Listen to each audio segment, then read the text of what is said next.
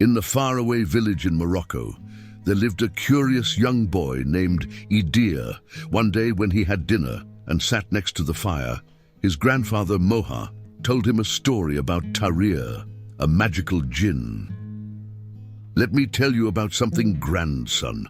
Tarir is a jinn," Moha began, "and she has enchanting beauty, like the most beautiful princess.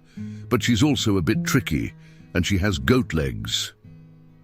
When his grandfather said this, Idir's eyes widened with curiosity and fear. There was a moment of silence, and the only thing that could be heard is the cracking of burning firewood. He asked his grandfather, "What's so tricky about her, Grandpa?" Moha continued, "Well, she can be very nice and sweet, and she tempts men with kind words. But if you listen to her for too long, she can drive you crazy." Moha sensed fear in his grandson, and he said, "But there is nothing to worry about. If you don't believe what she says, she will not hurt you." Idir was fascinated by the story. The next day, he took his sheep in search for grass and water.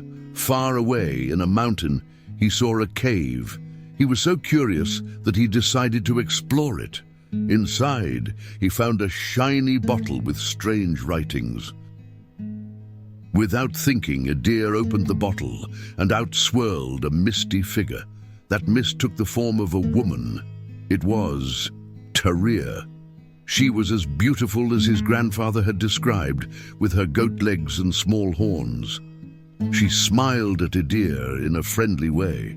When she smiled, he could see her white teeth, but what struck his heart in fear is that they were so sharp.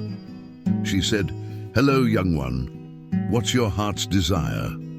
Tarir wanted to touch Idir's hand, and he was tempted to make a wish, but he remembered his grandfather's warning. He knew that Tarir might lead him into trouble, so he pretended to think about what to wish for. When Tarir did not focus on him anymore, he ran as fast as he could.